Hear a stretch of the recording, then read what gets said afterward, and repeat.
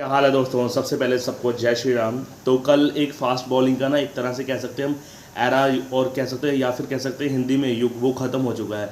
अब हमें इतना तगड़ी फास्ट बॉलिंग देखने को मिली ही नहीं, क्योंकि हमारे पास वो बॉलर जो हैं बचे नहीं। तो कल जेम्स एंडरसन ने टेस्ट क्रिकेट से संन्यास ले लिया है। चाहे इंग्लैंड ने वेस्ट इंडीज़ को हरा दिया था पहले टेस्ट मैच में और तीसरी ही दिन हरा दिया था, लेकिन वो मैटर नहीं करता। मेन मैटर है कि जो फास्ट बॉलर जेम्स एंडरसन ने संन्यास लिया है, तो एक तरह से युग का अंत है। पहले ही बता चुका हूँ मैं। बहुत तगड़ा उनका करियर रहा, 21 साल का उनका करियर रहा, बहुत तगड़ा लॉन्जिविटी रही उनकी।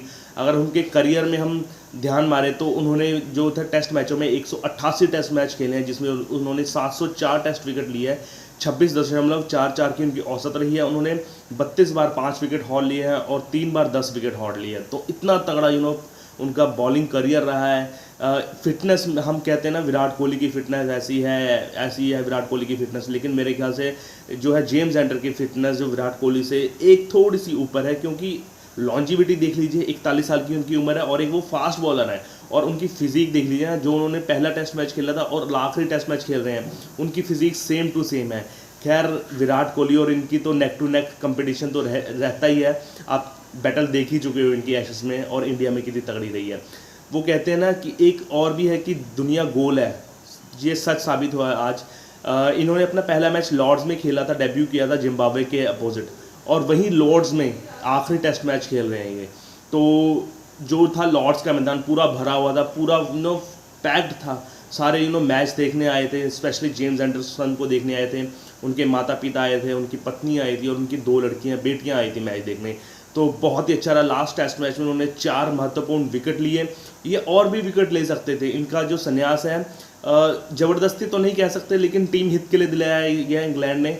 जो थे इंग्लैंड के कप्तान बेन स्टोक्स और उनके ब्रंडन मैकलम जो कोच थे, इन्होंने इनसे बात की जेम्स एंडरसन से कि आप अच्छा कर रहे हो, लेकिन हमें और थोड़ा सा दमखम और यंगस्टर के लाने की ज़रूरत है। क्योंकि अगर हम देखें तो काफ़ी टेस्ट मैच खेलने हैं इन्होंने एशेज से पहले। वेस्ट इंडीज़ का तो खेल ही रहे हैं यहाँ पर वो अपने घर में, फिर उन्होंने वेस्ट इंडीज़ का दौरा करना है, फिर न्यूजीलैंड का भी दौरा करना है, और फिर जो है ऑस्ट्रेलिया 5 मैच की जो एशेज खेलने जाएंगे वो इस बार ऑस्ट्रेलिया में खेलने जाएंगे। तो आपको पता है ऑस्ट्रेलिया में पिचेस अच्छी रहती हैं, बॉलिंग के लिए थोड़ा सा दम लगाना पड़ता है वहाँ पर। तो उन्होंने कहा है, तो जेम्स एंडरसन ने उनका कहना माना और सही हुआ, संन्यास ले लिया। तो जो थे पिछले एशेज जो हुई थी ना इंग्लैंड में, वहाँ पर जेम्स एंडरसन और स्टुअर्ट ब्रॉड को इतना अच्छा प्रदर्शन नहीं रहा जितनी एक्सपेक्टेशन थी। तो सही डिसीजन था मेरे ख्याल से। उनका जो जोड़ीदार है, उन्होंने भी 604 विकेट ली और इन्होंने भी 704 विकेट ली। इन जोड़ी ने बहुत परेशान किया बैट्समैन को, स्पेशली इंग्लैंड या फिर ओवरसीज कंडीशन में। अगर इन बॉलिंग की बात करें तो पहले ये बॉलिंग जब डेब्यू किया था इन्होंने, या फिर जब इनिशियल करियर में थे, ये अपनी स्विंग, खासकर इन स्विंग और पेस पर डिपेंड करते थे। लेकिन जब से इन्होंने 2012 का दौरा किया ना इंडिया का, तो वहाँ से उनको स्किल सीखी, उन्होंने रिवर्स स्विंग की स्किल सीखी, और एशियन कंडीशन और सब कॉन्टिनेंट में कैसे बॉलिंग करनी है वहाँ पर उसने स्किल सीखी। और वहीं स्किल सीखते सीखते सीखते वो सभी एशियन कंट्री में अगर देखें तो उसका बहुत ही अच्छा रिकॉर्ड है। चाहे वो श्रीलंका हो, चाहे वो बांग्लादेश हो, चाहे वो पाकिस्तान हो, चाहे वो इंडिया हो, सभी के कंट्रीज़ के अपोजिट अच्छा प्रदर्शन रहा है उनका। बेहतरीन तो नहीं कहेंगे, लेकिन काफ़ी अच्छा प्रदर्शन रहा है। वहाँ पर उनको कंडीशंस अब उनको मैटर नहीं करती, चाहे वो पाटा विकेट हो, वो विकेट ले ही लेंगे कहीं भी, ले ही लेते थे अपने लेटर ऑन करियर में।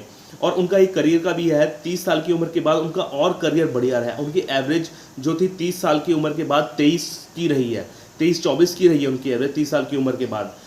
हालांकि जो फास्ट बॉलर का करियर होता है 30 के बाद ढलता है, इनका जो करियर है 30 के बाद वो ऊपर चढ़ा है। अगर हम परफॉर्मेंस की बात करें तो मैं आपको विकेट टैली बता ही चुका हूँ।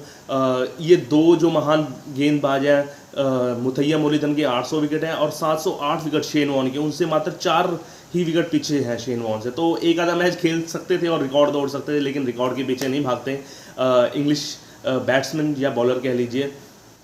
तो एक तरह से युग का अंत हुआ है, क्योंकि फास्ट बॉलर आपको अब देखने को नहीं मिलेंगे। अगर फास्ट बॉलर, क्योंकि T20 जो है मेन क्राइटेरिया रहा है अब यंगस्टर का, तो उसकी वजह से टेस्ट क्रिकेट में लॉन्जिविटी नहीं रही। अगर अब भी कोई अच्छा बॉलर, या फिर रबाडा, हेजलवुड, मिचेल स्टार्क या इवन जसप्रीत बुमराह, तो इतना लॉन्जिविटी नहीं खेलेंगे। इन 3 गेंदबाज अगर 500 विकेट भी ले लेना, ये 3 गेंदबाज टेस्ट क्रिकेट में, और ट्रेंट बोल्ट समेत, तो काफ़ी अच्छा बूस्ट मिलेगा, क्योंकि फास्ट बॉलर को आज के युग में 450 और 500 विकेट मिलना भी बहुत मुश्किल है, जिस तरह से क्रिकेट हो रही है, T20 हो रहा है, तो उसकी वजह से तो बहुत ही तगड़ा रहा इनका करियर था, डिसिप्लिन करियर रहा था, और मेरे ख्याल से ऐसा फास्ट बॉलर हमें दिखेगा नहीं दोबारा जितनी इनकी लॉन्जिविटी थी।